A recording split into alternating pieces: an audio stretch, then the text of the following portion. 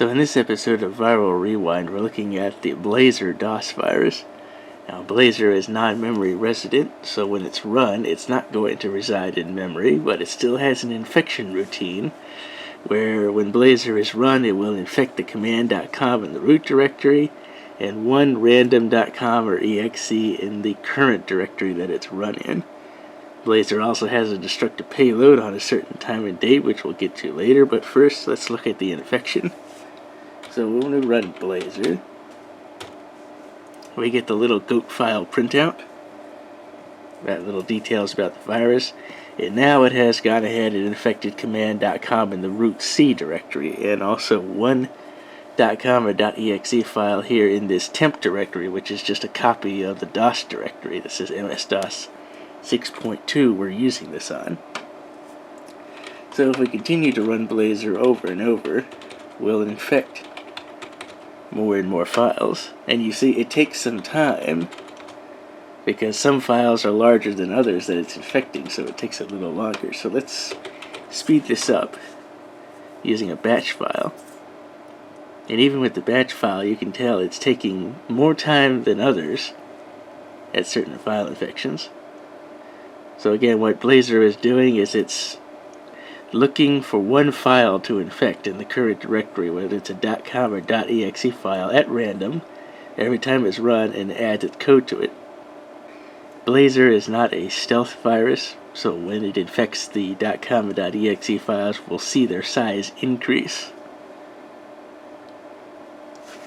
So let me break out of this here. And let me pull up the directory. Yeah, I can tell that some of these file sizes have increased, but I didn't show the directory listing like this, so you wouldn't have been able to see their initial sizes. Now let's talk about the destructive payload.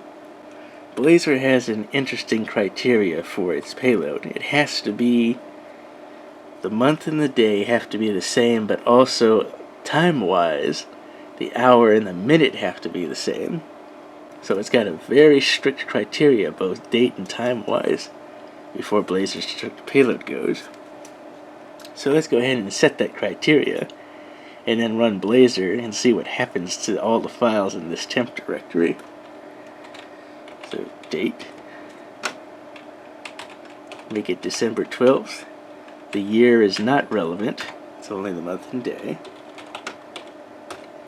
Time, again we'll make it 12,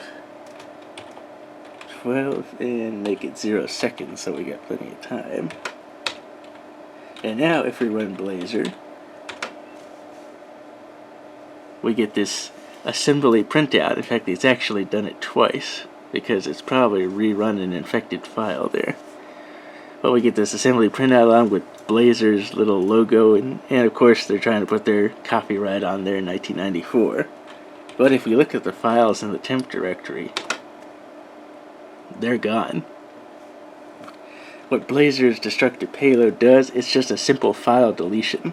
So it just deletes all the files, but if you have something like undelete, you can use that to potentially recover some of your files. But you don't want to recover the infected .com and .exe files because they're still infected with Blazer.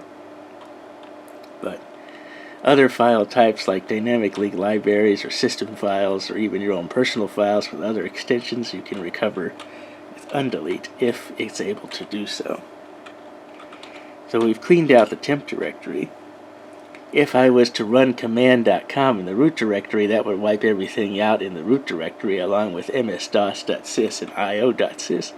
And as you know from one of my other viruses that I've done a video on, if those files are gone, the operating system can't load, period.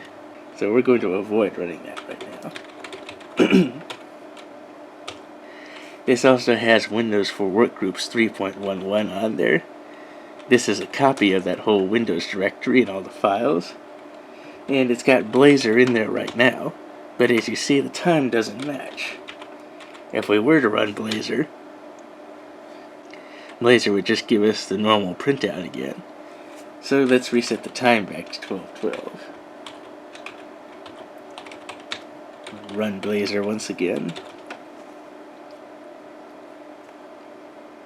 And we get that same assembly printout.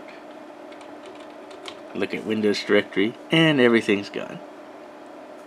So again, if you have undeletes, you can potentially recover files as long as it's not the infected.com or .exes. But that's pretty much how Blazer works.